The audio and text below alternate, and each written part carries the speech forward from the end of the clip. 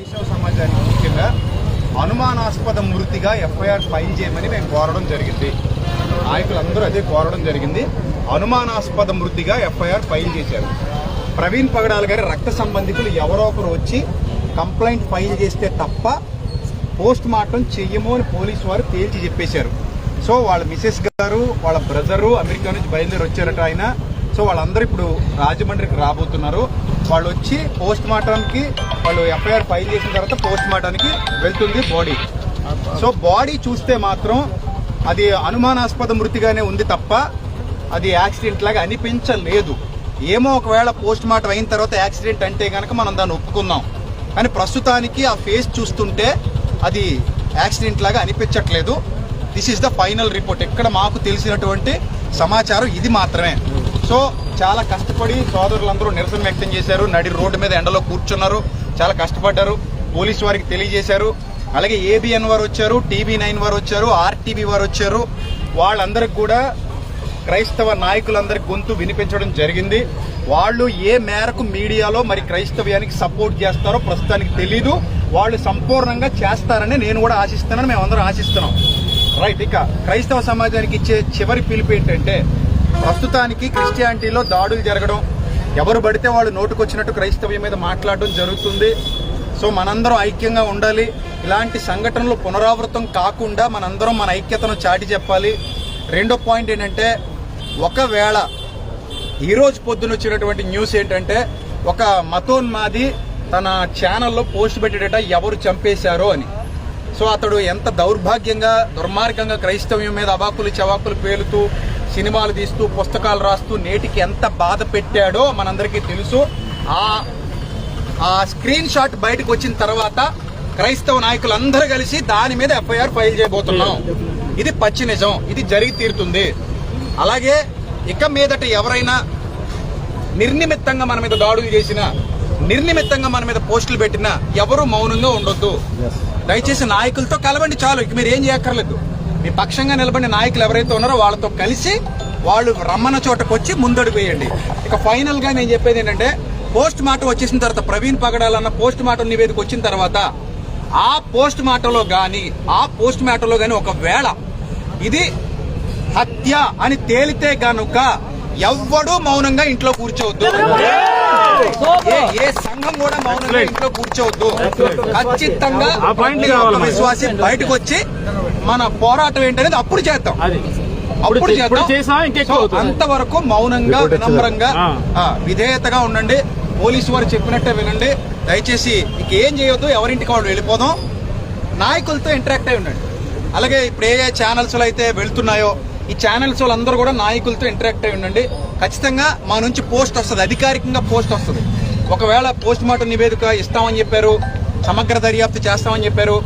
అలాగే ఇప్పటివరకు ఇక్కడ ఉన్నటువంటి గౌడ్ గారు, వీరయ్య గౌడ్ గారు, ఐ థింక్ సిఐ గారు అనుకుంటాను ఆయన, సిఐ వీరయ్య గౌడ్ గారు ఏం చెప్పారంటే, సార్ మా దగ్గర మొత్తం సీసీటీవీ ఫుటేజ్ ఉంది.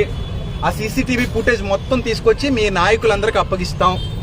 ఆ సీసీటీవీ ఫుటేజ్ లో ఒకవేళ ఏదైనా తేడా ఉంటే క్లూస్ టీమ్ మొత్తం వెళ్తుంది అక్కడికి.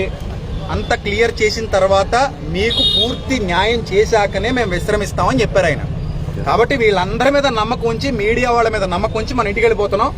దయచేసి ఈ ఇష్యూ, ఆయన అనుమానాస్పద మృతి ఇష్యూ పవన్ కళ్యాణ్ గారి దృష్టికి వెళ్ళాలి, చంద్రబాబు నాయుడు గారి దృష్టికి వెళ్ళాలి, ఎవరైతే పెద్ద పెద్ద నాయకులు ఉన్నారో వాళ్ళందరి దృష్టికి వెళ్ళాలి. వాళ్ళు స్పందించాలి. స్పందించి ఇది మాత్రమే కాదు, నిన్న ఇక్కడ రాజమండ్రిలో పోరాటం జరిగింది. హలోనన్ గారు కానీ నాయకులందరూ, సిన్హా గారు, వీళ్ళందరూ కలిసి రాధా మనోహర్ దాస్ అనే వ్యక్తి ధవళేశ్వరంలో చేసినటువంటి అనుచిత వ్యాఖ్యలు, అది ఆయనకేం కొత్త కాదు. మనకి వినడం పాత అయిపోయింది, ఆయనకి అనడం పాత అయిపోయింది. ఎందుకు ఇన్నాళ్ళు మనం మౌనంగా ఉన్నాం కాబట్టి. నేను అందుకే చెప్పాను, గతంలో కూడా ఒక వీడియో పెట్టి చెప్పాను. హలోనన్ గారు నేను కూడా మాట్లాడుకున్నాం, సార్ దీని మీద మనం కఠిన చర్యలు తీసుకోవాలని అన్నట్టుగానే వాళ్ళు స్పందించడం జరిగింది. సో కాబట్టి వీటి దృష్ట్యా ఇది కూడా మనం ప్రభుత్వాల దృష్టికి తీసుకెళ్దాం. సో మనకి ఏ ఉన్నా అవన్నీ పక్కన పెట్టి ఇక మీదట అందరూ ఐక్యంగా ఉందాం, కలిసి పోరాడదాం. We are all one in Christ. మన శిరస్సు క్రీస్తు. మన ఆలోచన అక్కడి నుంచి వచ్చింది కాబట్టి క్రీస్తుని బట్టి మన అందరం ఐక్యంగా ఉండి ఈ ప్రవీణ్ అన్న కుటుంబానికి ముఖ్యంగా ఒక్క మాట చెప్తాను. ఆయనకి 2 ఆడబిడ్డలు, ఇంకొక 2 ఆడబిడ్డలు దత్తత చేసుకున్నారు. ఇంకో 10 మంది పిల్లల్ని ఆయన పోషిస్తున్నారు. ఆయన చాలా మంచి క్యారెక్టర్ కలిగినటువంటి వ్యక్తి. ఎప్పుడూ కూడా ఆయన తన మానవత్వాన్ని కానీ తన మంచితనాన్ని కానీ వదులుకోలేదు. అంత చక్కగా మంచి వక్తగా, మంచి డిబేటర్గా రక్షణ టీవీలో ఎంత చక్కటి ప్రసంగాలు చేశారో కూడా మనందరికీ తెలుసు. ఆయన గొప్పతనం ఏంటంటే ముస్లింల మనోభావాలు దెబ్బతీశారని కొంతమంది ఆయన గురించి మాట్లాడితే వెంటనే దిగొచ్చి పబ్లిక్ గా క్షమాపణ చెప్పినటువంటి వ్యక్తి. ఆయన పబ్లిక్ గా క్షమాపణ చెప్పాడు. సో అలాంటి మంచి వ్యక్తికి ఈ రోజు ఇలా జరగడం మాత్రం చాలా దారుణం. సో గనుక క్రైస్తవ సమాజం అంతా కుటుంబం కొరకు ప్రార్థన చేయండి, వాళ్ళ ఆదరణ కొరకు ప్రార్థన చేయండి. ఇదే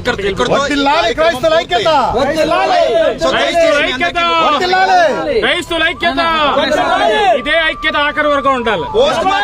ఇదే ఐక్యత ఆఖరి వరకు ఉండాలి. ఇదే ఐక్యత ఆఖరి వరకు ఉండాలి. క్రైస్తవుడు నిలబడాలి.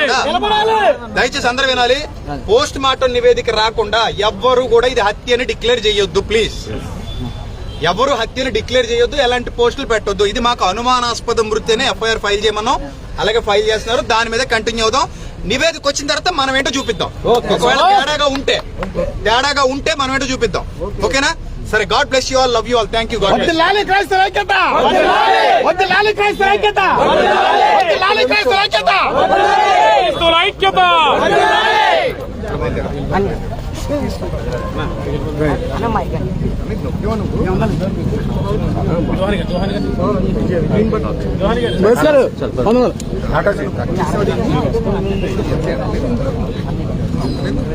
అన్నీ మీకు అడగలేదు. నాకు అన్ని ఏమో తీసుకున్నాం అంటే నేను బాగున్నారా? ఇలా బాధాకరమైన పరిస్థితుల్లో కలిసాం. సంతోషంగా కలవాల్సింది పోయి బాధాకరమైన పరిస్థితుల్లో కలిసాం. 4